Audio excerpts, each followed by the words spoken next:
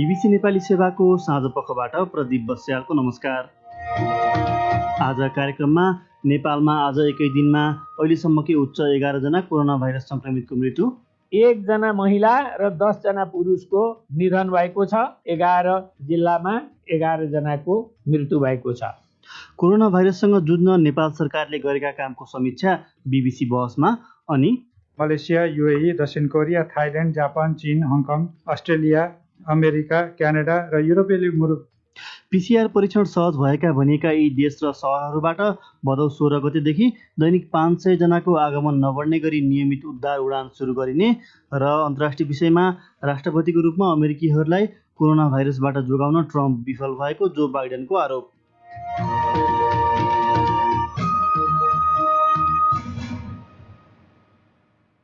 सबैभन्दा पहिले आजका प्रमुख विश्व समाचार। सञ्जय ढकालबाट समाचार सुन्नुहोस्।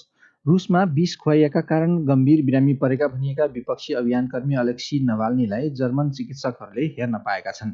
उनकी पत्नीले राष्ट्रपति पुटिनसँग उनलाई उपचारका निम्ति जर्मनी लैजान दिन अपिल गरेकी थिइन्। नभाल्नी हाल कोमामा छन्। उनलाई विष दिइएको उनका समर्थकहरूको भनाइ छ। एउटा जर्मन एयर एम्बुलेन्स उनलाई लैजान तम्तयार राखिएको छ, तर रुसी चिकित्सकहरूले हवाई यात्रा गर्न सक्ने हालतमा उनी नरहेको भनेका छन्। रुसी डाक्टरहरूले उनलाई पाचन प्रणाली सम्बन्धी बिमारी भएको मात्र बताएका छन्। बीबीसीकी मस्को संवाददाता स्यारा ऱ्यान्सफोर्ड भन्छन्, They want Mr. Navalny to be transported out of Russia. उचित उपचार गराउन अनि विष दिएको हो वा होइन भन्नेबारे यकिन कुरा पत्ता लगाउन पनि नभाल्नीलाई विदेश लैजानुपर्ने परिवारको भनाइ छ। संवाददाता स्यारा ऱ्यान्सफोर्डको भनाइ। बेलारुसमा राष्ट्रपति अलेक्सान्डर लुकासेन्काको विवादित चुनावमा विजय भएको घोषणाबारे द्वन्द्व जारी छ। विपक्षी नेता सवेतलाना तिखानोभस्कायाले बेलारुसले अब उनको शासन कहिल्यै नस्वीकार्ने र विपक्षी प्रदर्शनमा गरिएको सरकारी दमनलाई माफी नदिइने बताएकी छन्। यसबीच अधिकारीहरूले विपक्षी परिषदका 2 जना सदस्यसँग सोधपुछ गरेका छन्।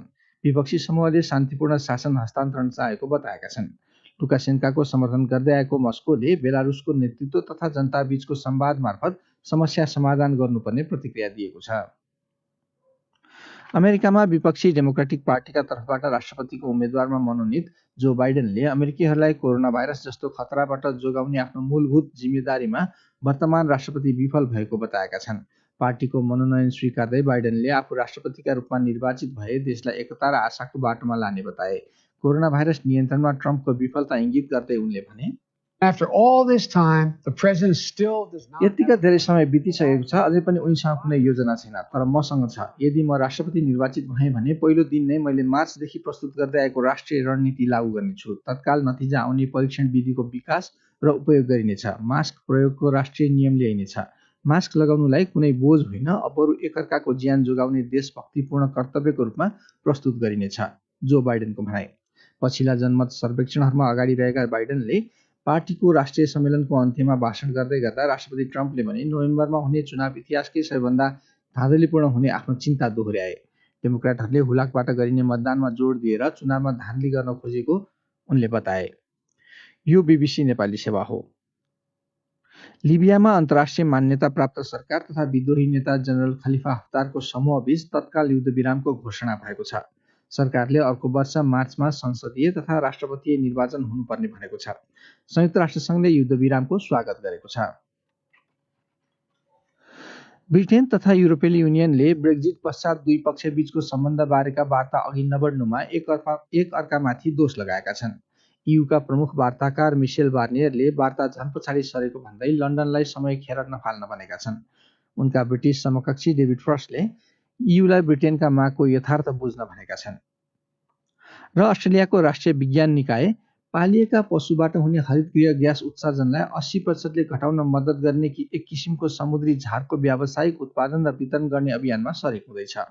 सो निकायका अनुसार यदि विश्वभरिका दुग्ध तथा गाईको मासु उत्पादन गर्ने उद्योगहरूको 10% मात्रले पनि उक्त समुद्री झारलाई पशुलाई दिइने दानामा मिसायो भने त्यसबाट झर्ने मिथेन उत्सर्जनको परिमाणले एक वर्षभरि 5 करोड गाडीलाई सडकबाट हटाएको जत्तिकै फाइदा दिनेछ। उक्त नवीन खोजको प्रशंसा गर्दै अस्ट्रेलियाकी विज्ञान मन्त्री क्यारेन एन्ड्रुजले वातावरणका लागि समुद्री झारको दानामा प्रयोग ठूलै परिवर्तन हुने बताइन्। यसले नितान्त भिन्न उद्योगको प्रवर्धन हुने पनि उनले बताएकी छन्। तपाईँ बीबीसी नेपाली सेवा सुनिरहनु भएको छ।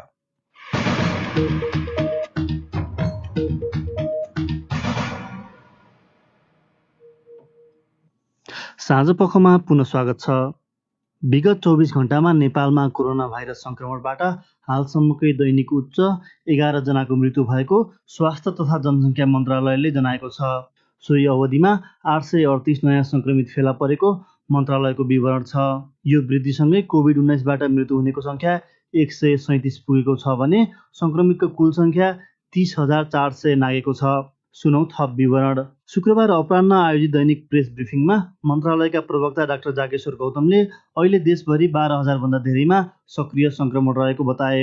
तीमध्ये 3,500 बढी घरमै र बाँकी 8,500 भन्दा धेरै संस्थागत आइसोलेसनमा रहेको बताइएको छ। आज थपिएका संक्रमण जोडिएका मृत्युका घटनाबारे प्रवक्ता डाक्टर गौतम, 1 जना महिला र 10 जना पुरुषको निधन भएको छ। निधन हुनेहरूमा मोरङ, पर्सा, बारा, सप्तरी, सर्लाही, काठमाडौँ, ललितपुर, चितवन, मकवानपुर, दोलखा र प्युठान गरी जम्मा 11 जिल्लामा 11 जनाको मृत्यु भएको छ। अहिले सबैभन्दा बढी सक्रिय संक्रमित प्रदेश नम्बर 2 र बागमती प्रदेशमा छन्। सक्रिय संक्रमित मध्ये 133 जना सघन उपचार कक्ष आइसियुमा र काठमाडौँमा 15 जना भेन्टिलेटरमा उपचाररत रहेको बताइएको छ। काठमाडौँ उपत्यकामा आज 182 जना नयाँ संक्रमित थपिएका छन्। प्रवक्ता गौतमले अहिलेसम्म नेपालमा झन्डै 5,80,000 PCR परीक्षण गर्न सरकारले 3 अर्ब 18 करोड 94 लाख रुपियाँ भन्दा बढी खर्च गरेको बताए। यति पैसा खर्च गरिकन टेस्ट गर्दा जम्मा 30,483 जना व्यक्ति पोजिटिभ देखिनु भएको छ। यसबाट के बुझिन्छ भने एउटा टेस्ट पोजिटिभ भेट्नको लागि अहिले सरकारले 1,04,630 रुपियाँ खर्च गरिरहेको छ। विगत 24 घण्टामा भने 13,500 भन्दा बढी नमुनाको PCR विधिबाट परीक्षण गरिएको छ। अहिले मोरङ, पर्सा, रौतहट, महोत्तरी, सर्लाही र काठमाडौँमा सक्रिय संक्रमितको सङ्ख्या 500 भन्दा बढी भएको मन्त्रालयको तथ्याङ्कले देखाउँछ। तर भोजपुर, मनाङ, मुस्ताङ र हुम्लामा सक्रिय संक्रमितको सङ्ख्या शून्यमा झरेको छ। देशभरि यतिखेर 12,200 भन्दा बढी मानिसहरू क्वारेन्टिनमा छन्। अर्को विषय, नेपाल सरकारले भदौ 16 गतेबाट लागू हुने गरी PCR परीक्षण गर्न सहज भएका केही तोकिएका देशबाट दैनिक 500 सम्म यात्रुको आगमन नबढ्ने गरी अन्तर्राष्ट्रिय उद्धार उडानहरू नियमित गर्ने निर्णय गरेको छ। ती यात्रुहरूले विमान चढ्नुभन्दा 72 घण्टा अघिको PCR परीक्षण नेगेटिभ भएको पत्र बुझाउनु पर्ने र नेपाल आएपछि 14 दिन घरमै क्वारेन्टिनमा बस्नुपर्ने बताइएको छ। बिहिबारको मन्त्री परिषद बैठकको निर्णय सुनाउँदै सरकारका प्रवक्ता मन्त्री युवराज खतिवडाले भने, RT-PCR परीक्षण सहज भएका मुलुकहरू र सहरहरू मलेसिया, UAE, दक्षिण कोरिया, थाइल्यान्ड, जापान, चीन, हङकङ, अस्ट्रेलिया, अमेरिका, क्यानाडा र युरोपेली मुलुकबाट नेपाल आउन अनुमति भएका नेपाली नागरिक र नेपाल स्थित विदेशी नियोगका कूटनीतिज्ञ र कर्मचारीहरू, संयुक्त राष्ट्र सङ्घ, विकास साझेदार संस्थाका कर्मचारी तथा प्रतिनिधिहरूलाई मात्र नेपाल ल्याउने गरी नियमित उडान गर्ने। तर PCR जाँच गर्न सहज नभएका भनिएका कतार, साउदी अरब, कुवेत लगायतका मुलुकहरूबाट भने नियमित उद्धार उडान नहुने उनले बताए। तर ती देशमा नेपाली दूतावासले स्वीकृति दिएका मानिसहरूका लागि चार्टर उडान गर्न सकिने उनले बताए। PCR परीक्षण भएका र नभएका व्यक्तिहरू एउटै उडान मार्फत नआउन् भन्नका लागि त्यसो गरिएको उनले बताए। होटल क्वारेन्टिनमा बस्नुपर्ने गरी हवाई उडानबाट नेपाल आउने यात्रुलाई हवाई टिकट जारी गर्दाकै अवस्थामा होटल क्वारेन्टिनमा कम्तीमा 7 दिन बस्दा लाग्ने खर्च समेत सम्बन्धित यात्रुबाट लिनुपर्ने। मन्त्री परिषदले गरेको एउटा फरक निर्णयमा हालै भएका बाढी पहिरोका घटनामा ज्यान गुमाउनेका परिवारलाई प्रति व्यक्ति 2 लाख र एकै परिवारमा एकभन्दा बढीको मृत्यु भएमा दोस्रो व्यक्तिलाई थप 1 लाख राहत दिने निर्णय सरकारले गरेको प्रवक्ता मन्त्री खतिवडाले बताए। यो BBC नेपाली सेवा हो। अब आजका केही अन्तर्राष्ट्रिय विषय। अमेरिकामा विपक्षी डेमोक्रेटिक पार्टीका तर्फबाट राष्ट्रपतिमा उम्मेद्वार मनोनित जो बाइडनले आफूले नोभेम्बरमा चुनाव जितेमा अन्धकार होइन उज्यालोको पक्षधर रहने बताएका छन्। पार्टीको मनोनयन स्वीकार्दै गरिएको सम्बोधनमा उनले एकता र आशावादको आह्वान गरेका छन्। BBC विवरणहरूमा आधारित एक रिपोर्ट सञ्जय ढकालबाट। डेमोक्रेटिक पार्टीको सम्मेलनलाई सम्बोधन गर्दै बाइडनले डोनाल्ड ट्रम्पले अमेरिकालाई क्रोध, भय र विभाजनको घुम्टो उडाइदिएको आरोप लगाए। राष्ट्रपतिको रूपमा अमेरिकीहरूलाई कोरोना भाइरस जस्तो खतराबाट जोगाउने आफ्नो मूलभूत जिम्मेदारीमा वर्तमान राष्ट्रपति विफल भएको उनले बताए। देशले ऐतिहासिक कठिनाइहरूको सामना गरिरहेको भन्दै उनले नोभेम्बरको चुनावले जातिवादको अन्त्य गर्दै अमेरिकी सपनालाई पुनः स्थापना गर्न सक्ने बताए। आफ्नो गृहनगर डेलावेयर राज्यको विल्मिङ्टनबाट बोल्दै बाइडेनले राष्ट्रपतिको रूपमा चुनिएमा अमेरिकामा रहेका उत्तम गुणहरूलाई प्रस्तुत गर्ने वाचा गरे। बीबीसीका उत्तर अमेरिका संवाददाता एन्थनी जर्कर भन्छन्, यो सम्बोधनको अगाडि बाइडेनमाथि निकै दबाव थियो किनकि रिपब्लिकनहरूले 77 वर्षीय बाइडेनको क्षमतामा ह्रास आइरहेको बताउने गरेका छन्। जर्कर भन्छन्, कम्तीमा यो रात बाइडेनले उनको सबै लक्ष्यमा सही निशाना लगाएका छन्। भाषणका बखत चाहिने बेला अलिक क्रोधित अनि अरू बेला ढुक्क पनि सुनिएको जर्करको विश्लेषण छ। यो भावपूर्ण सम्बोधन बाइडेनको झण्डै आधा शताब्दी लामो राजनीतिक यात्राको एउटा कोसेढुङ्गो बनेको छ। 77 वर्षीय बाइडेनले 74 वर्षीय ट्रम्पलाई पछिल्ला जनमत सर्वेक्षणहरूमा पछि पारिरहेका छन्। तर चुनाव आउन अझै 75 दिन बाँकी रहेकाले रिपब्लिकन दललाई उक्त दूरी मेटाउन प्रशस्त समय बाँकी छ। सञ्जय ढकाल। अमेरिकाको फ्लोरिडाका अधिकारीहरूले 75 करोड लामखुट्टेलाई प्रकृतिमा छोड्ने अनुमति दिएका छन्। तिनीहरू स्थानीय प्रजातिको सङ्ख्या कम गर्न वंशाणुगत संरचनामा परिवर्तन गरिएका लामखुट्टे हुन्। अधिकारीहरूले यसले डेङ्गी र जिका भाइरस जस्ता रोग सार्ने लामखुट्टेको सङ्ख्या कम गर्ने अपेक्षा गरेका छन्। बीबीसी विवरणमा आधारित एक रिपोर्ट सृजना श्रेष्ठबाट। वर्षौंसम्म विवादास्पद रहेको उक्त योजनालाई कतिपय वातावरणवादी समूहहरूले नसोचिएको असर ल्याउने भन्दै विरोध गरेका छन्। उनीहरूले यसले वातावरणीय चक्रलाई असर गर्ने र झन जोखिम बढाउने लामखुट्टे विकास हुन सक्ने बताएका छन्। 2,40,000 भन्दा बढी मानिसहरूले त्यसको विरोधमा एउटा याचिकामा हस्ताक्षर गरेका छन्। तर यसमा संलग्न कम्पनीले भने मानिस र वातावरणलाई नराम्रो असर नगर्ने दावी गरेको छ। ती लामखुट्टेहरू सन् 2021मा फ्लोरिडाका केही टापुहरूमा छाडिने योजना छ। गत मेमा अमेरिकी वातावरणीय निकायले ब्रिटिस अमेरिकी अक्सिटेक कम्पनीलाई एक प्रजातिको भाले लामखुट्टेलाई वंशाणुगत संरचनामा परिवर्तन गरेर उत्पादन गर्न स्वीकृति दिएको थियो। स्वीकृत प्रजाति डेङ्गी, जिका र अन्य खतरनाक रोगहरू सार्ने एडिज प्रजाति हो। पोथी लामखुट्टेले अण्डा पार्न आवश्यक रगतका लागि मानिसलाई टोक्छ। छोडिएका भाले लामखुट्टेले प्रकृतिमा रहेका पोथीसँगको समागमबाट थप लामखुट्टे जन्माउने अपेक्षा गरिएको छ। तर ती भालेमा रहेको एक प्रकारको प्रोटिनका कारण जन्मिएका पोथीहरू मानिसहरूलाई टोक्न सक्ने अवस्थामा पुग्नु अगाडि नै मर्नेछन्। मङ्गलबार फ्लोरिडाका अधिकारीहरूले 2 वर्षमा 75 करोड लामखुट्टे छोड्ने अन्तिम अनुमति दिएका हुन्। सृजना श्रेष्ठ। तपाईँ नेपालका 400 भन्दा बढी एफएम स्टेसनहरू र बीबीसी नेपाली.कमबाट प्रत्यक्ष प्रसारण भइरहेको बीबीसी नेपाली सेवाको साँझ फोकस सुन्दै हुनुहुन्छ। आज शुक्रबार। अब सुनौ साप्ताहिक बीबीसी बहस।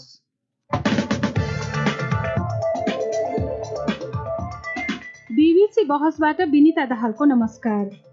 कोरोना भाइरसको विश्वव्यापी महामारीका माझ नेपालमा सुरुमा संक्रमण देखिन साथ सरकारले लकडाउनको नीति लियो, जसको धेरैले प्रशंसा गरे। अन्य देशमा संक्रमितको संख्या उल्लेख्य रूपमा बढिरहँदा पनि नेपालमा संक्रमणको अवस्था नियन्त्रण भित्रै राख्नका लागि त्यो कदम निकै सहयोगी भएको ठान्नेहरू धेरै छन्। तर करिब 4 महिनापछि लकडाउन खुले यता संक्रमितको संख्या बढ्न थालेको छ र नियन्त्रणमा सरकारलाई कठिनाई हुन थालेको देखिन्छ। सरकारसँग रोकथाम, नियन्त्रण र उपचारका लागि गृह कार्यको पर्याप्त समय भएको, तर त्यो अनुसारको कामहरू भने नभएको भन्नेहरू पनि छन्।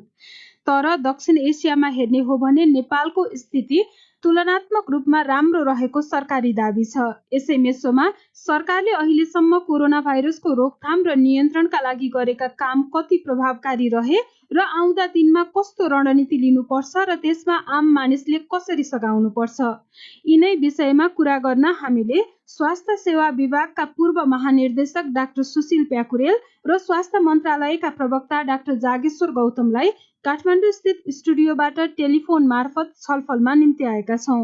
म सुरुमा स्वास्थ्य मन्त्रालयका प्रवक्ता डाक्टर जागेश्वर गौतमजीलाई सोध्छु, कोरोना भाइरस महामारीको नियन्त्रण तथा रोकथामलाई सरकारले अहिलेसम्म के गरेको छ, अलिकति संक्षेपमा बताइदिनुस् न। सुरुमा चाहिँ क्वारेन्टिनमा चाहिँ राख्यौँ हामीले विदेशबाट आउने, इन्डियाबाट आउनेलाई बोर्डरको नजिक अनि प्लेनमा आउनेहरूलाई काठमाडौँमा, र त्यति बेला चाहिँ त्यो काम चाहिँ स्वास्थ्य मन्त्रालयले डाइरेक्ट गरेको थिएन र त्यसमा हेर्ने स्वास्थ्यको काम चाहिँ स्वास्थ्य तथा जनसङ्ख्या मन्त्रालयको अगुवाईमा भएको थियो। र अब जब मान्छेहरू बिरामी पर्न थाले अनि हामीले चाहिँ अस्पतालमा भर्ना गर्ने, ट्रिटमेन्ट गर्ने, अब अहिले चाहिँ हाम्रो काम चाहिँ के छ भने बिरामी आइडेन्टिफाई गर्ने अनि टेस्टिङ गर्ने अनि चाहिँ उनीहरूलाई चाहिँ आइसोलेसनमा राख्ने, ताकि उनीहरूले अरूलाई चाहिँ सार्न नसकोस्। त्यही काम चाहिँ अहिले हामीले गरिरहेछौँ। सुशीलजी, सरकारले अहिलेसम्म चालेको कदमहरूलाई कसरी विश्लेषण गर्नुभएको छ?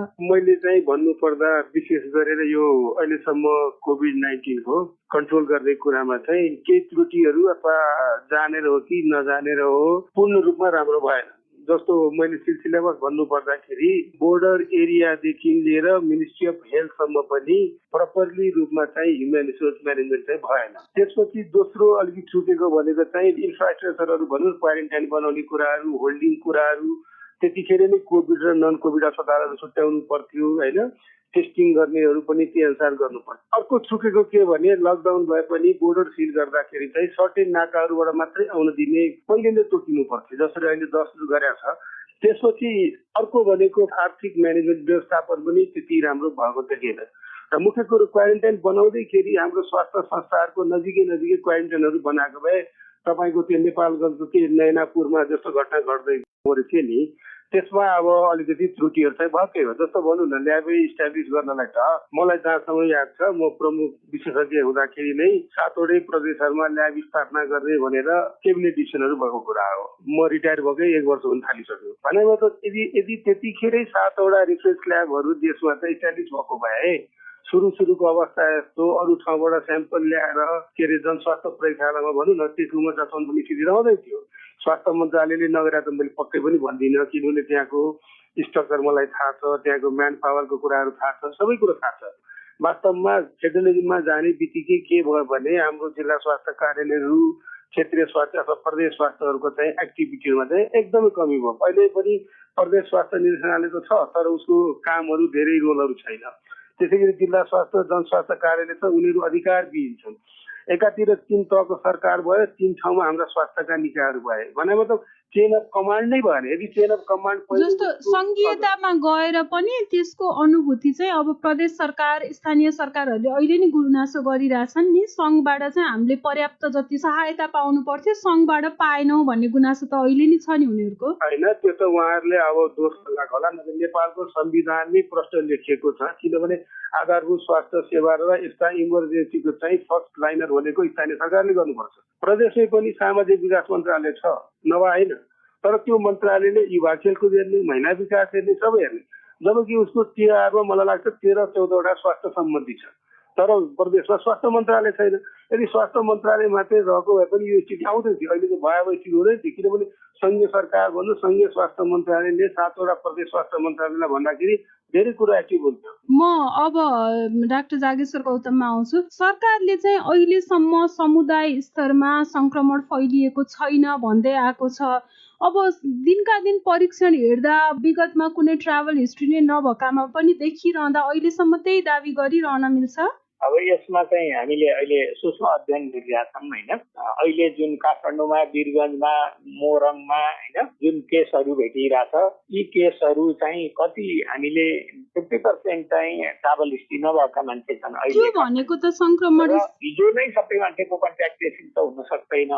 अब हामीले आजबाट कन्ट्याक्ट ट्रेसिङ चाहिँ हिजो आएका मान्छेको गरिरहेछौँ। गर्दाखेरि चाहिँ यदि ती मान्छेहरू जो चाहिँ सङ्क्रमित भए उनीहरूको सम्पर्कमा आएका अरू मान्छेहरूको ट्राभल हिस्ट्री छ भने पनि त्यो कम्युनिटीमा गएको भन्न मिल्दैन। किनभने कहिलेकाहीँ के हुन्छ भने ट्राभल गरेर आएको मान्छेको टेस्ट नभएको तर उसले सारेका मान्छेको टेस्ट पनि भएको हुन्छ र त्यसको रिपोर्ट आएपछि हामी सार्वजनिक रूपमै यो कुरा चाहिँ हामी भन्छौँ, बताउँछौँ।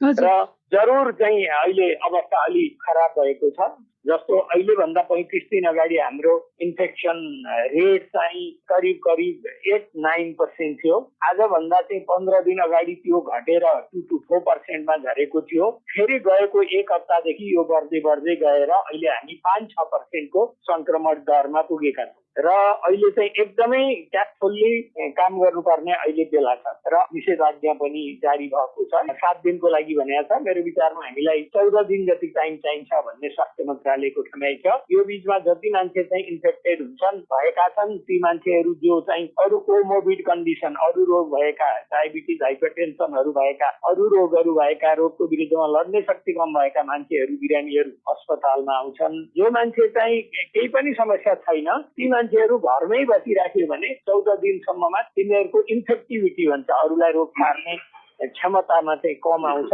र हामी यसरी कन्ट्रोल गर्न सक्छौँ। जस्तो चाडबाड सुरु हुन थालेको छ होइन, लकडाउन खुलेको समयमा धेरै मानिसहरूले चाहिँ अरू सामान्य अवस्थामा जस्तै भिडभाड गर्ने, सतर्कता नअपनाउने गरेको देखियो। जुन अब अहिले त निषेधाज्ञा छ तर जुन खुलेको टाइम थियो त्यसमा त्यस्तो देखियो। संक्रमण रोकथामका लागि अब लकडाउन नै मात्रै नीति जस्तो बनाएर त सधैँ साध्य नचल्ला। यो बेलामा चाहिँ चाडबाडको बेलामा खास गरी कस्तो कुरामा ध्यान दिनुपर्छ आम मानिसले भनिदिनुहोस् न। अहिले पनि अत्यन्त जरुरी नपरिकन घरबाट ननिस्कने, एकजना व्यक्तिबाट अर्को जना व्यक्तिसम्मको दूरी 2 मिटर कायम गर्ने। यदि कायम गर्न सकिन्न भने त्यस्तो ठाउँमा नजाने, नगएर पनि जीवन चल्छ। तेस्रो कुरा भनेको चाहिँ मास्क लगाउने। मास्क लगाउँदाखेरि चाहिँ मेडिकल मास्कै चाहिन्छ भन्ने छैन, 3 पत्र लुगाको सिलाएको मास्क पनि लगाउन सकिन्छ। थुप्रो छिटाहरू त्यसले पनि रोक्छ। यसो गर्यो भने कोरोनाबाट बच्न सकिन्छ।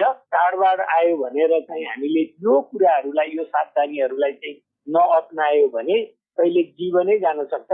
हामी 2 नम्बरका मान्छे त बाँचौँला, हाम्रो घरमा भएका बुढाबुढी, हजुरबा हजुरआमाहरू, बा आमाहरू, मुटुका रोगीहरू, डायबिटिज भएका मान्छेहरू, मृगौलाको रोग भएका, क्यान्सर भएका, होइन, रोगको विरुद्धमा लड्ने शक्ति कम भएका मान्छेहरू सखार हुन्छ। त्यसो गरेर ज्यान बचाउन सकियो भने चाडबाड त अर्को वर्ष पनि मनाउला नि त, मनाउन पाइन्छ नि त।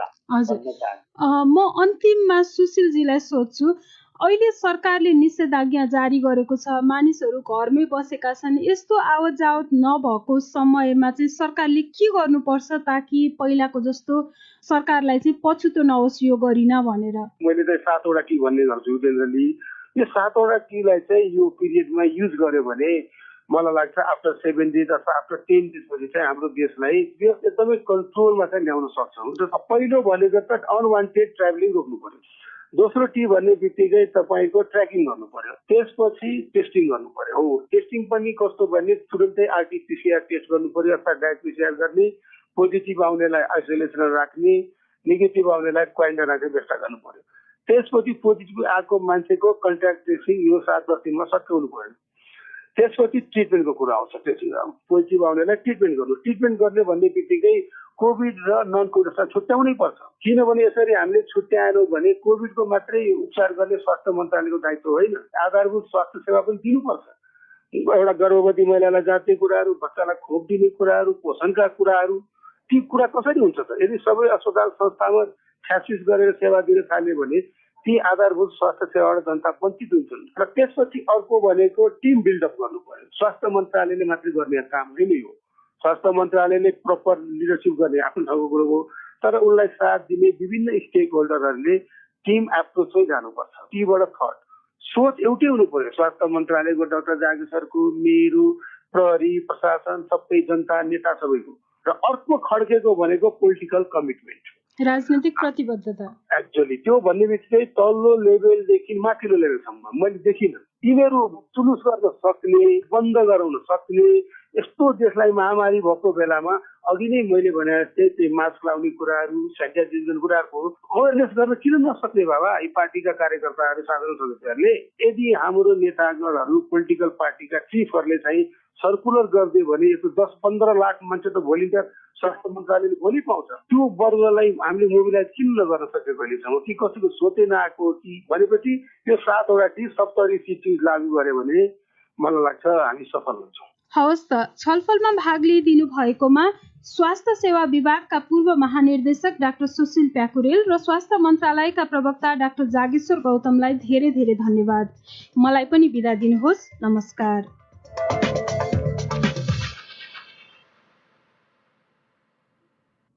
बीबीसी बहस प्रस्तुत गर्दै थिइन् साथै बिनिता दाहाल। अब आजका मुख्य समाचार संक्षेपमा। रुसमा विष खुवाइएका कारण गम्भीर बिरामी परेका भनिएका विपक्षी अभियानकर्मी अलेक्सी नभाल्नीलाई जर्मन चिकित्सकहरूले हेर्न पाएका छन्। उनकी पत्नीले राष्ट्रपति पुटिनसँग उनलाई उपचारका निम्ति जर्मनी लैजान दिन अपिल गरेकी थिइन्। बेलारुसमा राष्ट्रपति अलेक्सान्डर लुकासेन्काको विवादित चुनावमा विजय भएको घोषणाबारे द्वन्द्व जारी छ। अमेरिकामा विपक्षी डेमोक्रेटिक पार्टीका तर्फबाट राष्ट्रपतिको उम्मेद्वारमा मनोनित जो बाइडेनले अमेरिकीहरूलाई कोरोना भाइरस जस्तो खतराबाट जोगाउने आफ्नो मूलभूत जिम्मेदारीमा वर्तमान राष्ट्रपति विफल भएको बताएका छन्। लिबियामा अन्तर्राष्ट्रिय मान्यता प्राप्त सरकार तथा विद्रोही नेता जनरल खलिफा हफ्तारको समूहबीच तत्काल युद्धविरामको घोषणा भएको छ। ब्रिटेन तथा युरोपेली युनियनले ब्रेक्जिट पश्चात दुई पक्षबीचको सम्बन्धबारेका वार्ता अघि नबढ्नुमा एकअर्कामाथि दोष लगाएका छन् र अस्ट्रेलियाको राष्ट्रिय विज्ञान निकाय पालिएका पशुबाट हुने हरित गृह ग्यास उत्सर्जनलाई 80% घटाउन मद्दत गर्ने एक किसिमको समुद्री झारको व्यावसायिक उत्पादन र वितरण गर्ने अभियानमा सरिक हुँदैछ।